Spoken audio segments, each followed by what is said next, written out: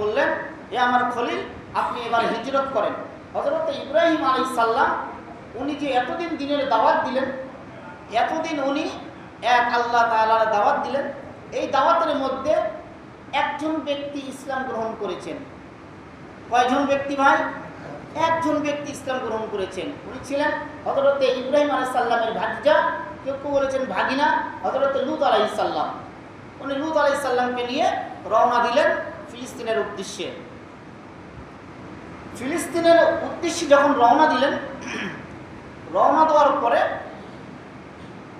উনি দীর্ঘ পথ সফর করলেন। দীর্ঘ পথ সফর করার পরে ক্লান্ত হয়ে গেলেন। যাওয়ার পরে উনি দেখেন ফিলিস্তিনে যখন পৌঁছেন, তখন হযরত ইব্রাহিম আলাইহিস সালাম জানতে পারলেন যে ফিলিস্তিনের বাদশা ওনার একজন সুন্দরী মেয়ে আছে, এই সুন্দরী মেয়েকে বিবাহ দিবে।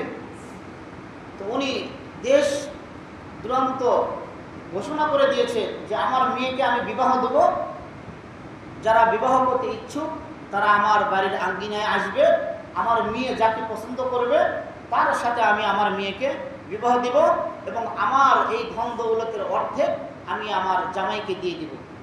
উনি এইরকম ঘোষণা করলেন। ওনার মেয়ের নাম ছিলেন হযরতে সারা আলাইহিস সালাম। বলেন সুবহানাল্লাহ। ঘটনায় বর্ণনা করা হয়েছে আল্লাহ তাআলা পৃথিবীতে সবচাইতে সুন্দরী করে দুনিয়াতে পাঠিয়েছিলেন মা হাওয়াকে, অর্থাৎ আমাদের মাকে। বলেন সুবহানাল্লাহ। তারপরে আল্লাহ তাআলা যত প্রকারের রূপ দেওয়া দরকার সমস্ত প্রকারের রূপ আল্লাহ তাআলা হযরত সারা আলাইহিস সালামকে দিয়েছেন। তো যখন তার পিতা ঘোষণা করলেন যে আমার মেয়েকে আমি বিবাহ দেব, যারা বিবাহ করতে ইচ্ছুক তারা আমার বাড়ির আঙ্গিনায় আসো, আমার মেয়ের যাকে পছন্দ করবে তার সাথে আমি কি করব, আমার মেয়ের বিবাহ দেব। তো অনেক দেশের রাজা বাদশার ছেলেরা তারা লাইনের ভিতরে দাঁড়াইছে। হযরত ইব্রাহিম আলাইহিস সালাম যখন শুনতে পারলেন, তখন তিনি আল্লাহর দরবারে ফরিয়াদ করলেন, আল্লাহ আমিও কি এই লাইনে দাঁড়াইতে পারি? আল্লাহ রাব্বুল আলামিন বললেন, হ্যাঁ তুমিও দাঁড়াইতে পারো, তোমার অনুমতি আছে। হযরত ইব্রাহিম আলাইহিস সালাম লাইনের পিছনে দাঁড়াইলেন। 40 দিন পর্যন্ত একাধারে হযরতে সারা আলাইহিস সালাম 40 দিন পর্যন্ত উনি রাজা বাদশার ছেলেদেরকে দেখেছেন, কিন্তু কাউকে উনি পছন্দ করে নাই। পছন্দ না করার কারণ, উনি একদিন স্বপ্ন দেখেন এক জান্নাতি যুবককে, এক জান্নাতি যুবকের হাত ধরে জান্নাতে ঘুরতেছে। বলেন সুবহানাল্লাহ। তো উনি যে স্বপ্ন দেখেন যে যুবককে, ওই যুবকের চেহারার সাথে এই যে 40 দিন পর্যন্ত যত রাজা বাদশার ছেলেদেরকে দেখেছেন কারো চেহারার সাথে কি নাই, তার মিল নাই। সকলেই হয়রান হয়ে গিয়েছে। এত ধনীর দৌলত, এত ধনীর দুলাল, এত ধনীর সন্তানেরা আসলো আর ও কাউকে কি করলো না, পছন্দ করতেছে না। ঘটনা কি? 40 দিন যখন পূর্ণ হয়ে যায়, হযরতে সারা আলাইহিস সালাম প্রতিদিনের ন্যায় উনি লাইনের শুরু থেকে দেখা আরম্ভ করে দিয়েছেন। হযরতে ইব্রাহিম আলাইহিস সালাম উনি দূর দূরান্ত পথ পাড়ি দিয়ে যখন ওখানে আসে, ওনার শরীরে তেমন ভালো কোনো কি ছিল না, পোশাক ছিল না। যতটুকু ছিল এতটুকু ওই লাইনে দাঁড়ানোর মতো কি ছিল না, উপযুক্ত ছিল না। যখন তিনি লাইনে দাঁড়ান, তখন তাকে অনেকে তিরস্কার করেছিলেন যে একজন ফকির দাঁড়াইছে রাজা বাদশার ছেলেদের লাইনে। এইরকমভাবে তাকে কি করা হইতো, তিরস্কার করা হয়েছিল। তো হযরত ইব্রাহিম আলাইহিস সালাম উনি তো আল্লাহর হুকুমেই লাইনে দাঁড়াইছে। তো যখন হযরতে সারা আলাইহিস সালাম লাইনের শুরু থেকে দেখে আস্তে আস্তে শেষে যখন চলে আসে, হযরত ইব্রাহিম আলাইহিস সালাম নিজেকে ছোট মনে করে মাথাটা উনি নিচু করে বসেছিলেন। হযরত সারা আলাইহিস সালাম এসে হযরত ইব্রাহিম আলাইহিস সালামের উপর যখন তার দৃষ্টি পড়ে, দৃষ্টি পড়ার সঙ্গে সঙ্গে উনি তখন স্বপ্নের যুবকের সাথে চেহারা মিলিয়ে দেখে এটাই হচ্ছে সেই স্বপ্নের যুবক। বলেন সুবহানাল্লাহ। তখন তিনি ঘোষণা করলেন যে আমার বাবা, আমার ছেলে পছন্দ হয়ে গিয়েছে। রাজ দরবারের লোকজন তারা মানে খুশির আর কোনো সীমা নেই তাদের। কিন্তু ঘটনা হচ্ছে যে তারা এখন দেখবে ছেলেটাকে, কে সেই ভাগ্যবতী ছেলে। যখন তারা ইব্রাহিম আলাইহিস সালামের কাছে আসে, এসে দেখে একজন ফকির যুবক, অর্থাৎ তার শরীরের তার পরনের যে কাপড়, একজন সাধারণ সওয়ালকারীর শরীরে যে রকম পোশাক থাকে নিম্নমানের পোশাক, ওনার গায়ে এইরকম নিম্নমানের পোশাক ছিল। অর্থাৎ উনি অনেক দূর দূরান্ত মরুভূমি সফর করে এসেছেন, ধুলাবালি তার দাড়িতে, তার চুলে, তার শরীরে মেখে গেছে, উনি ধোয়ারও সুযোগ পান নাই। এমন অবস্থায় উনি এইরকম একটা লাইনে দাঁড়িয়ে যায়। হযরত সারা আলাইহিস সালাম উনি তার হযরত ইব্রাহিম আলাইহিস সালামকে নিয়ে সামনের দিকে অগ্রসর হইলেন এবং তার পিতাকে বললেন যে আমি যদি বিবাহ করি তো এই যুবককে আমি বিবাহ করব। হযরত ইব্রাহিম আলাইহিস সালামকে শর্ত দেওয়া হইল যে আমার ধন দৌলতের অর্ধেক আমি আপনাকে দিব, তবে আপনাকে আমার ঘর জামাই থাকতে হবে। আপনাকে আমার কি থাকতে হবে? ঘর জামাই থাকতে হবে। হযরত ইব্রাহিম আলাইহিস সালাম বিবাহের আগে উনি শর্ত দিলেন, আমি আপনার মেয়েকে বিবাহ করতে পারি এই শর্তে, আমি আপনার মেয়েকে এই জায়গা থেকে নিয়ে চলে যাইব এবং খালি হাতে নিয়ে চলে যাইব, আমি আপনার ঘর জামাই থাকতে পারবো না। হযরত সারা আলাইহিস সালাম উনি প্রেমের পাগল হয়ে গিয়েছে। যে যুবককে, হাজার হাজার যুবকের মাঝখান থেকে যে যুবককে উনি বাছাই করলেন এবং যে যুবকের হাত ধরে উনি জান্নাতে ঘুরেছেন, সেই যুবককে কি উনি আর ছাড়তে চায়? কিসের ধন দৌলত, কিসের রাজপ্রাসাদ, কিসের ঘর বাড়ি, উনি সব কিছু ফেলে হযরত ইব্রাহিম আলাইহিস সালামের সঙ্গে যাওয়ার জন্য তৈরি হয়ে গেলেন। হযরত ইব্রাহিম আলাইহিস সালামের সঙ্গে উনি চলে গেলেন কিনানে। উনি চলে গেলেন কিনানে। কিনানে যাওয়ার পর প্রথমে ছিলেন উনি বাগদাদ, ইরাকের বাবেল ছিলেন, সেখান থেকে ফিলিস্তিন, ফিলিস্তিন থেকে উনি চলে গেলেন কিনান। এই কিনান থেকে যখন আবার উনি আল্লাহ তাআলা কিনানে প্লাবন দিলেন। কিনানে আপনার হচ্ছে যে এই হযরতে ইউসুফ আলাইহিস সালামের জামানায় যে রকম দুর্ভিক্ষ ছিল, তো কিনানে উনি যখন অবস্থান করেন তখন কিনানের অবস্থা ছিল দুর্ভিক্ষ। তখন তিনি ওখান থেকে কিনান থেকে আবার উনি মিশরের দিকে রওনা হইলেন। এই যখন রওনা হলেন মিশরের দিকে, মিশরের একজন বাদশা ছিল, এই বাদশা ছিল লুচ্চা, এই মদ পানকারী, এই জিনাকারী, সুন্দরী মেয়েদেরকে দেখলেই হে মানে ভোগ করার জন্য জবরদস্তি করে সে তার রাজপ্রাসাদে নিয়ে যাইত এবং পুরো দেশের মধ্যে মিশরের চতুর্পাশে তার সৈন্যদেরকে মানে গার্ডে রেখেছিলেন যে তার রাজ্যের পাশ দিয়ে যদি কোনো সুন্দরী রমণী নিয়ে যায় তাদেরকে ধরে যেন রাজপ্রাসাদে নিয়ে আসা হয়। এইরকম একজন বাদশা ছিল। তো মিশরের বাদশা যারাই বাদশা হইতেন তাদেরকে ফেরাউন বলা হইতো। ফেরাউন কিন্তু কোনো ব্যক্তির নাম না। আমাদের দেশের প্রধানমন্ত্রী যেমন একটা প্রধানমন্ত্রী নাম, রাষ্ট্রপতি নাম, ওইরকম মিশরের যারা প্রধানমন্ত্রী হইতো তাদেরকে ফেরাউন বলা হইতো। তো ইব্রাহিম আলাইহিস সালামের জামানায় এক ফেরাউন, মুসা আলাইহিস সালামের জামানায় আরেক ফেরাউন, দুটো কিন্তু ভিন্ন ফেরাউন। তো এও হচ্ছে এক ফেরাউন। তো এই ফেরাউন এর লোকজন যখন হযরত ইব্রাহিম আলাইহিস সালামের সাথে হযরত সারা আলাইহিস সালামকে দেখলেন, দেখার পরে তখন তারা বললেন যে এটা কে? তো তখন তিনি হিকমত অবলম্বন করেন যে আমরা তো দিনী ভাই বোন। তখন তিনি হিকমতের সাথে বলেছিলেন যে উনি আমার বোন হয়।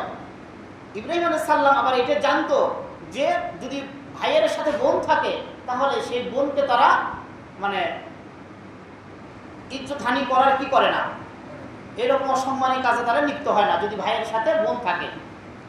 কিন্তু অতি সুন্দরী হওয়ার কারণে তারা ইব্রাহিম আলাইহিস সালামের কথা কি করলো না, গুরুত্ব দিল না, না দিয়ে ইব্রাহিম আলাইহিস সালামকে ওই জায়গায় আটকে রেখে হযরত সারা আলাইহিস সালামকে ফিরআউনের কাছে নিয়ে গেলেন। হযরত ইব্রাহিম আলাইহিস সালাম সেই সময় একটা পাথরের উপর বসে আল্লাহর দরবারে ফরিয়াদ করেছিলেন যে আল্লাহ, এই মুহূর্তে আমার জন্য সাহায্যকারী আপনি ছাড়া আর কেউ নেই। আমার স্ত্রী আজকে জালেম শাসকের হাতে বন্দী হইল, আমার স্ত্রীকে হেফাজত করার মালিক আপনি, আমার স্ত্রীকে আপনি হেফাজত করেন। আল্লাহ রাব্বুল আলামিন হযরত ইব্রাহিম আলাইহিস সালামের দোয়া কি করলেন? কবুল করলেন। হযরত জিবরাইল আলাইহিস সালাম আল্লাহর রাসূলকে বলেন, ইয়া রাসূলুল্লাহ, আমি পৃথিবীতে কয়েকটা পাথরের কাছে আমি গিয়েছিলাম, তার মধ্যে একটা পাথর হযরতে ইউসুফ আলাইহিস সালাম, হযরত ইউসুফ আলাইহিস সালামকে যখন তার ভাইয়েরা কুয়ার মধ্যে নিক্ষেপ করে, আমি তখন সিদরাতুল মুনতাহা, ইউসুফ আলাইহিস সালামকে যখন কুয়ার উপর থেকে তার ভাইয়েরা ছেড়ে দিয়েছেন, আমি তখন সিদরাতুল মুনতাহা অর্থাৎ সপ্তম আসমানে। আল্লাহ রাব্বুল আলামিন বললেন, জিবরাইল, আমার ইউসুফ যেন পানির মানে একটু স্পর্শ যেন না করে, বলেন না সুবহানাল্লাহ। হযরতে জিবরাইল আলাইহিস সালাম তার সমস্ত পাখা একবারে ছেড়ে দিলেন। ছেড়ে দেওয়ার পর হযরতে জিবরাইল আলাইহিস সালাম ইউসুফ আলাইহিস সালামের পা পানি স্পর্শ করবে, এর আগে হযরতে জিবরাইল আলাইহিস সালাম এসে একটা পাথর তার পায়ের নিচে দাঁড় করায় দেয়। বলেন সুবহানাল্লাহ। আরেকটা পাথর আল্লাহর পয়গম্বরকে যখন তায়েফের ময়দানে তায়েফের দুষ্কৃত যুবক এবং দুষ্কৃত লোকজন যখন আল্লাহর রাসূলের উপরে পাথর নিক্ষেপ করা শুরু করেছিলেন, বৃষ্টির মতো পাথর নিক্ষেপ করা শুরু করে দিয়েছিলেন বৃষ্টির মতো, আল্লাহর রাসূলের রক্ত যখন মাথা থেকে যখন জমিনে শরীর দিয়ে জমিনে পড়বে, আল্লাহ রাব্বুল আলামিন জিবরাইল আলাইহিস সালামকে বললেন, হে জিবরাইল, তুমি দ্রুত চলে যাও আমার বন্ধুর কাছে। তো আমার বন্ধুর পায়ের নিচে যে পাথর আছে, এই পাথরের উপর যদি আমার বন্ধুর এক ফোঁটা রক্ত পড়ে, এই মক্কা মদিনায় কোনো আর শাকসবজি এবং কোনো ফল উৎপন্ন হবে না, কোনো ফল উৎপন্ন হবে না। আমার বন্ধুর রক্ত যদি ওই জমিনে পড়ে, তুমি দ্রুত চলে যাও। হযরতে জিবরাইল আলাইহিস সালাম আল্লাহর রাসূল যে পাথরের উপর ছিলেন, ওই পাথরের উপর আল্লাহর রাসূল দ্রুত গিয়ে হযরত জিবরাইল সালাম দ্রুত গিয়ে আল্লাহর রাসূলের রক্তকে সেভ করেন। বলেন সুবহানাল্লাহ। যদি আল্লাহর রাসূলের রক্ত জমিনে পড়তো, ওই মক্কা মদিনায় কোনো ফল উৎপন্ন হইতো না।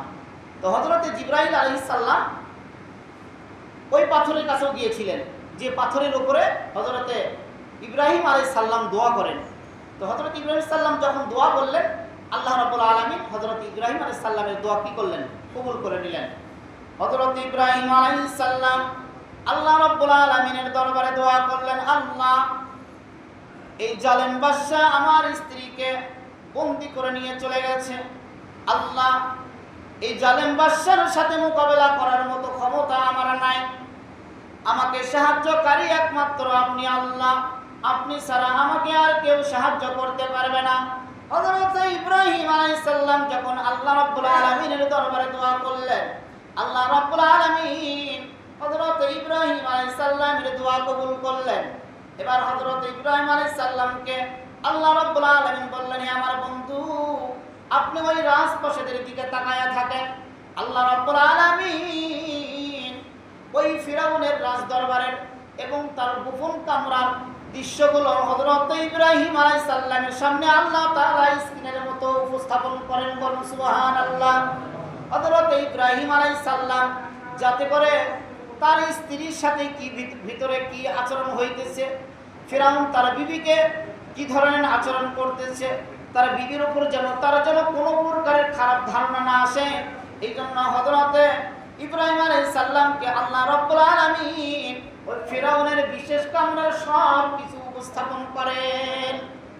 আল্লাহ রাব্বুল আলামিন হযরত ইব্রাহিম আলাইহিস সালামকে বললেন, আপনি ফিরাউনের কামরার দিকে তাকায় থাকেন, দেখেন আমি আল্লাহ কি করি। আল্লাহ রাব্বুল আলামিন এমন ভাবে দোয়া কবুল করলেন, ওই ফিরাউন যখন হযরত সারা আলাইহিস সালামের গায়ে স্পর্শ করতে যায়, যখন স্পর্শ করতে যাইবে সঙ্গে সঙ্গে ওইদিকে হযরত সারা আলাইহিস সালামও আল্লাহর দরবারে দোয়া করেছিলেন, আল্লাহ, আমার স্বামী একজন নবী, আর এই জালেম বাদশা আমাকে ধরে নিয়ে এসেছে আমার ইজ্জত লুণ্ঠন করার জন্য। আল্লাহ, এই জায়গায় আমাকে সাহায্যকারী আপনি ছাড়া আর কেউ নাই, আপনি আমাকে সাহায্য করেন এবং আমার স্বামী যেন আমার উপরে কোনো প্রকারের খারাপ ধারণা না করতে পারে যে জালেম বাদশা আমার ইজ্জত নষ্ট করেছে, এই রকম যেন তার ভিতরে চিন্তা না আসে। আল্লাহ, আপনি আমাকে সাহায্য করেন। আল্লাহ রাব্বুল আলামিন হযরত সারা আলাইহিস সালামের দোয়া কি করলেন? কবুল করলেন। যখন জালেম বাদশা হযরত সারা আলাইহিস সালামের গায়ে হাত দিতে যায়, আল্লাহ রাব্বুল আলামিন তার হাতটা কি করে নেয়? অবশ করে দেয়, তার হাতকে অচল করে দেয়। বলেন সুবহানাল্লাহ। এবার জালেম বাদশা বুঝতে পারলেন যে আমি সাধারণ কোনো মহিলার গায়ে আমি হাত দিতে চাই না। তখন তিনি নিজের ভুল স্বীকার করে সাল্লাল্লাহু আলাইহি সাল্লামকে বললেন, তুমি তোমার রবের কাছে আমার জন্য দোয়া করো যাতে আল্লাহ তোমার রব আমাকে কি করে মাফ করে দেয় এবং আমাকে সুস্থ করে দেয়। হযরত সারা আলাইহিস সালাম উনি অনেক বিচক্ষণ ছিলেন। উনি এই দোয়া করেন না যে আল্লাহ আপনি তাকে হত্যা করেন বা আপনি তাকে শেষ করে দেন, ধ্বংস করে দেন। কিন্তু উনি দোয়া করেছেন, আল্লাহ তার এই অত্যাচার থেকে আপনি আমাকে হেফাজত করেন। তো আল্লাহ তাআলা তাকে হেফাজত করতেছে। যদি ওই বাদশাহ, জালেম বাদশাহ মৃত্যুবরণ করত তার বদদোয়ায়, তাহলে উনি যে একজন সতী, ওনার যে সতীতে হাত দিতে পারেনি এটা উনি প্রমাণ করতে পারতেন না। এই জন্য উনি তার মৃত্যু কামনা করেনি, বাকি তার কাছ থেকে আল্লাহ তাআলার সাহায্য চেয়েছেন। তো আল্লাহ তাআলা তাকে কিভাবে হেফাজত করলেন? উনি কিন্তু জানে না যে আল্লাহ তাআলা তার স্বামীর সামনে স্ক্রিনের মতো সব কিছু আল্লাহ তাআলা দেখাইতেছেন তার স্বামীকে। তো হযরত সাল্লাল্লাহু আলাইহি সাল্লাম আল্লাহর দরবারে দোয়া করলেন, সে সুস্থ হইলেন। সুস্থ হওয়ার পরে তখন সে আবার দ্বিতীয়বার আবার লোভ করলেন। মানে এত সুন্দরী নারী সে জীবনে আর দেখে নাই, লোভ সামলাতে পারে নাই। আবার যখন দ্বিতীয়বার হাত বাড়াইলেন, আল্লাহ তাআলা দ্বিতীয়বারও তাকে আবার কি করলেন, আগের মতোই তার হাতকে অবেশ করে দিলেন এবং তার হাতকে অচল করে দিলেন। ও দ্বিতীয়বারও হযরত সাল্লাল্লাহু আলাইহি সাল্লামের কাছে ভুল স্বীকার করলেন। তৃতীয়বারও একই অবস্থায়। তৃতীয়বার যখন তিনি এইরকম তার হাত অবশ হয়ে গেল, তখন তিনি দোয়া করলেন যে আমি শেষবারের মতো আপনার কাছে ক্ষমা চাচ্ছি, আপনি আল্লাহর দরবারে দোয়া করেন যাতে করে আল্লাহ তাআলা আমাকে সুস্থ করে দেয়। আল্লাহ রাব্বুল আলামিন হযরত সাল্লাল্লাহু আলাইহি সাল্লামের দোয়া কবুল করলেন। কবুল করার পরে উনি বুঝতে পারলেন যে আমি এতদিন যত নারীর গায়ে হাত দিয়েছি সমস্ত নারীর থেকে এই নারী ব্যতিক্রম, সুতরাং এই নারীকে আর বেইজ্জতি করা যাবে না, বরঞ্চ তাকে সম্মানের সাথে মুক্ত করে দিলেন এবং তাকে মুক্ত করার পরে তার খেদমত করার জন্য হযরতে হাজেরা আলাইহিস সালামকে হাদিয়া দিয়ে দিলেন। বলেন সুবহানাল্লাহ। ওইদিকে হযরতে সারা আলাইহিস সালাম, উনি ছিলেন একজন বন্ধা মহিলা। আপনারা কি বলেন যার বাচ্চা হয় না? বন্ধা, হ্যাঁ? আচ্ছা। তো উনি দীর্ঘদিন ইব্রাহিম আলাইহিস সালামের সাথে থাকার পর ওনার কোনো কি হয় না, বাচ্চা হয় না। প্রায় ৮৬ বছর পর্যন্ত হযরত ইব্রাহিম আলাইহিস সালামের যখন বয়স হয়, এতদিন পর্যন্ত ওনার কি হয়নি, কোনো সন্তান হয়নি। কেন? তো সন্তান না হওয়ার পরে মা হাজেরা উনিও কি ছিলেন, সুন্দর ছিলেন। তো হযরত সারা আলাইহিস সালাম বললেন যে আল্লাহর নবী, যেহেতু আমার বাচ্চা হইতেছে না, আপনি হাজেরাকে বিবাহ করেন, হয়তো তার গর্ভে থেকে কি হইতে পারে, সন্তান হইতে পারে। হযরত ইব্রাহিম আলাইহিস সালাম উনি তার প্রথম স্ত্রীর কথা অনুযায়ী মা হাজেরাকে বিবাহ করলেন। বিবাহ করার পরে হযরত ইব্রাহিম আলাইহিস সালাম আল্লাহ তাআলার দরবারে ফরিয়াদ করলেন। এতদিন উনি আল্লাহর দরবারে দোয়া করেন নাই, কিন্তু এখন যেহেতু তার পরিবারের লোকজন বলতেছে যে আমাদের বা আপনার একজন সন্তানের দরকার, উনি এতদিন আল্লাহর উপর তাওয়াক্কুল করেছেন যে আল্লাহর যখন মনে হবে তখন আমাকে দিবে, আর যদি আমাকে না দেয় আমার কোনো আপত্তি নেই, কারণ আমি একজন আল্লাহ তাআলার প্রেরিত বান্দা, আল্লাহ তাআলার গোলাম। আল্লাহ যা ভালো মনে করেন আল্লাহ তাআলা তাই করবেন। উনি এইরকম তাওয়াক্কুল নিয়েছিলেন। কিন্তু যখন তার পরিবারের লোকজন চাহিদা দেখাইলেন, তখন তিনি আল্লাহর দরবারে দোয়া করলেন। কি দোয়া করলেন? রব্বি হাবলি মিনাস সালিহিন ফাবাশশারনাহু বিগুলামিন হালিম। আল্লাহ রাব্বুল আলামিনের কাছে দোয়া করলেন, আল্লাহ আপনি আমাকে একটি নেক সন্তান দান করেন। আল্লাহ রাব্বুল আলামিন তার দোয়াকে কবুল করলেন। তার দোয়াকে কবুল করে আল্লাহ তাআলা তাকে একটি নেক সন্তানের সুসংবাদ দিলেন। বলেন সুবহানাল্লাহ। মা হাজেরা গর্ভবতী হইলেন। মা হাজেরা গর্ভবতী হইলেন, তার পেটে বাচ্চা আসে। বাচ্চা আসার পর উনি যখন বাচ্চা প্রসব করলেন, একজন ছেলে সন্তান দুনিয়াতে আসলেন। আর যে ছেলে সন্তান দুনিয়াতে আসলেন তার বংশ থেকে এসেছে সর্বকালের সর্বশ্রেষ্ঠ মানব এবং সর্বশ্রেষ্ঠ নবী, আখির জামানার নবী জনাবে মুহাম্মদ রাসূলুল্লাহ সাল্লাল্লাহু আলাইহি সাল্লাম। হযরতে ইব্রাহিম আলাইহিস সালামের সন্তান ছিলেন দুইটি, ইসহাক আলাইহিস সালাম এবং ইব্রাহিম আলাইহিস সালাম। হযরতে সারা আলাইহিস সালামের পরে একটি সন্তান হয়, হযরতে ইসহাক আলাইহিস সালাম। কিন্তু ইসহাক আলাইহিস সালামের বংশ থেকে আল্লাহ তাআলা অগণিত নবী রাসূল দুনিয়াতে পাঠিয়েছেন। আর ইসমাঈল আলাইহিস সালামের বংশ থেকে একজন নবী এসেছেন, উনি হচ্ছেন আমাদের নবী। বলেন সুবহানাল্লাহ। হযরতে হাজেরা গর্ভে থেকে যখন সন্তান জন্মগ্রহণ করলেন, তো সাধারণত একটা মানুষ যখন দুটো বিবাহ করে, যদি প্রথম স্ত্রীর সন্তান না হয়, দ্বিতীয় স্ত্রী যদি সন্তান হয়, স্বামী কিন্তু সাধারণত সেই স্ত্রীকে কি করে, একটু বেশি ভালো মানে ভালোবাসা দেখায় এবং তার বেশি কেয়ার করে, বেশি খেয়াল রাখে। তো এই জিনিসটা মা সারা আলাইহিস সালাম উনি এটা সহ্য করতে পারেন নাই। উনি সহ্য করতে না পারার কারণে উনি সবসময় ঝগড়াবাজ, দুইজনের মধ্যে সবসময় কি হইতো, ঝগড়া হইতো। তো এক পর্যায়ে হযরত সারা আলাইহিস সালাম উনি কসম খাইলেন যে আমি আল্লাহর কসম করে খাইতেছি, তোমাকে আমি হত্যা করে ফেলবো। হযরত হাজরাকে এইরকম ভাবে তিনি কসম দিয়েছিলেন। তো উনি যখন কসম খাইলেন, এই কথাটা হযরত ইব্রাহিম আলাইহিস সালাম শুনলেন। হযরত ইব্রাহিম আলাইহিস সালাম শোনার পরে বললেন, তুমি কসম খেয়েছো, কিন্তু মানুষ হত্যা করা তো মহাপাপ, আর তুমি একজন নবীর স্ত্রী হয়ে আরেকজন স্ত্রীকে তুমি হত্যা করবে, তো যেহেতু তুমি কসম খেয়েছো এখন তোমাকে কাফারা দিতে হবে বা তার পিছু কি করতে হবে, ক্ষতি করতে হবে। তো কি ক্ষতি করবা? তখন হযরতে হাজরা আলাইহিস সালামের কানের, দুই কানের এই লতিতে, দুই কানের এখানে ছিদ্র করে দেয় লোহার সুই দিয়ে, যে তাকে কি করলাম, মানে ক্ষত করে দিলাম, অন্তত কাফারাটা কি হয়ে যাইবে, পূরণ হয়ে যাইবে।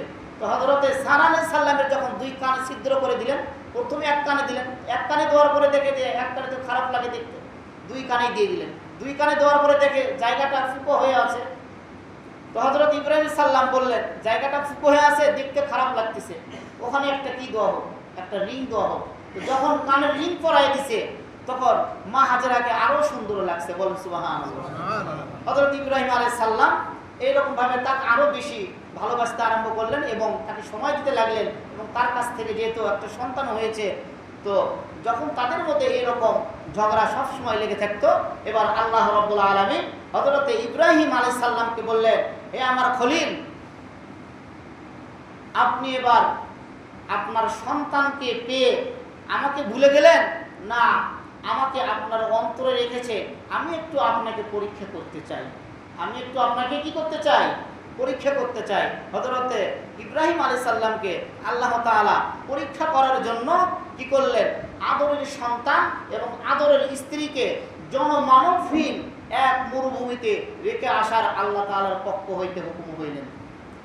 জনমানবহীন এক মরুভূমিতে আল্লাহ তাআলা তার আদরের সন্তান, ৮৬ বছর বয়সে যদি কোনো ব্যক্তি একটা সন্তান পায়, ওই সন্তানকে যদি জনমানবহীন, বুঝেন, জনমানবহীন, যেখানে কোনো প্রকারের মানব জাতির কি নাই, বসবাস নাই, মানুষের কোনো সাহায্য পাওয়ার কোনো আশা নাই, এবং যেখানে কোনো প্রকারের গাছপালা নাই, মরুভূমি, থই থই মরুভূমি, যেখানে কোনো প্রকারের মানুষের বসবাসের উপযুক্ত জায়গা নয়, এইরকম একটা জায়গার কথা আমার আল্লাহ তাআলা হযরত ইব্রাহিম আলাইহিস সালামকে বললেন, আপনি আপনার সন্তান এবং স্ত্রীকে এইরকম একটা জায়গায় রেখে আসেন, দেখি আপনার ভিতরে ওই সন্তানের মহব্বত বেশি না আমি আল্লাহর মহব্বত বেশি।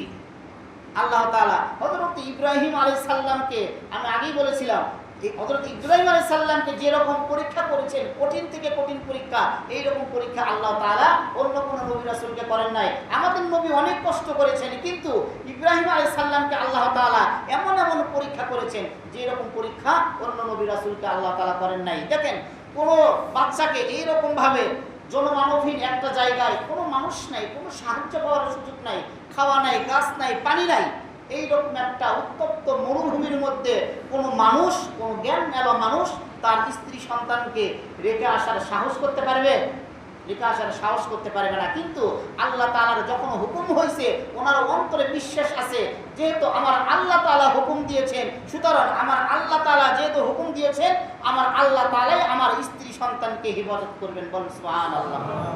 এবার হযরত ইব্রাহিম আলাইহিস সালাম তার স্ত্রী সন্তানকে নিয়ে জনমানবহীন এক জায়গায় রেখে চলে যখন যাবেন, তখন তার স্ত্রী সন্তানকে হযরত ইসমাঈল আলাইহিস সালামকে জমিনে শোয়া উনি ওনার উটের পিছনের লাগামটা ধরে টান দিলেন, দিয়ে বললেন, এ আমাদের স্বামী, আপনি আমাদেরকে এইরকম জনমানবহীন একটা জায়গায় রেখে আপনি কোথায় যাচ্ছেন? ইব্রাহিম আলাইহিস সালাম কোনো কথা বললেন না, উনি যাইতেইছে। উনি আবার বললেন, কোথায় যাইতেছেন? উনি কোনো কথা বলেন না। আবার যখন টান দিয়ে ধরে বললেন, আপনি বলেন, আপনি আমাদেরকে এখানে রেখে কোথায় যাচ্ছেন? এটা কি আল্লাহ তাআলার পক্ষ থেকে হুকুম? হযরত ইব্রাহিম আলাইহিস সালাম বললেন, হ্যাঁ এটা আল্লাহ তাআলার পক্ষ থেকে হুকুম এসেছে তোমাদেরকে এখানে রেখে যাওয়ার জন্য।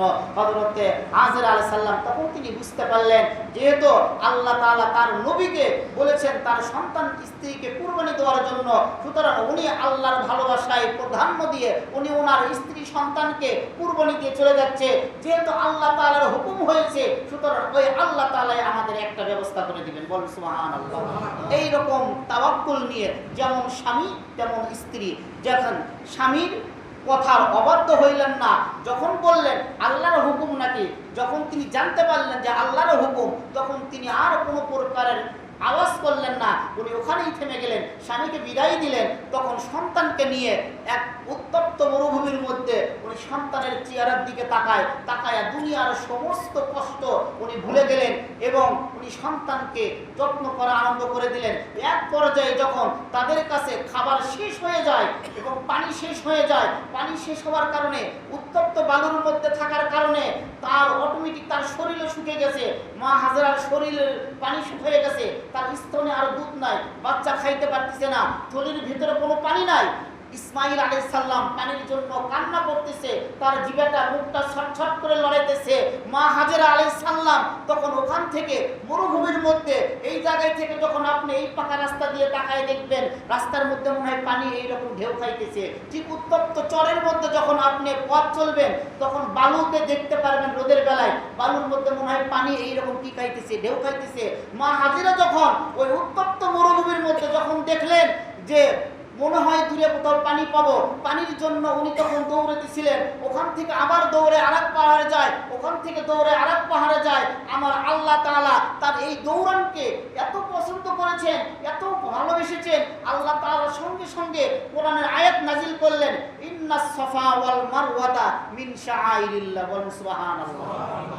আল্লাহ তাআলা মা হাজরার সাফা এবং মারওয়া পাহাড় এই দুই পর্বতে যখন তিনি দৌড়াদৌড়ি করেন 7 বার, এই 7 বার দৌড়ানোকে আল্লাহ তাআলা এত পছন্দ করেছেন যেটা হজের একটা রুকুন বলে আল্লাহ তাআলা কি করেছেন, ঘোষণা করে দিয়েছেন। বলেন সুবহানাল্লাহ। হাজিরা হজ করতে গেলে তাদেরকে কি করতে হয়, সাফা এবং মারওয়া এই দুই পাহাড়ে তাদেরকে সাই করতে হয়, তাদেরকে পথ চলতে হয়। আল্লাহ তাআলা হজের একটা রুকুন হিসেবে এটা রেখে দিলেন, যাতে করে উম্মতে মুহাম্মাদি যতদিন দুনিয়াতে থাকবে, যতদিন তারা হজ করবে, এই হাজরার এই আমলটা তারা যেন করে যায় এবং তারা যেন তার এই ত্যাগকে স্বীকার করে। আল্লাহ রাব্বুল আলামিন আয়াতে কারিমা নাজিল করলেন এবং হযরতে হাজরার কাছে জিবরাইল আলাইহিস সালামের মাধ্যমে আওয়াজ দিলেন এবং জিবরাইল আলাইহিস সালাম তাকে বললেন, আপনার ওই নবজাতকের পা দিয়ে জমিনে একটা বাড়ি দেন।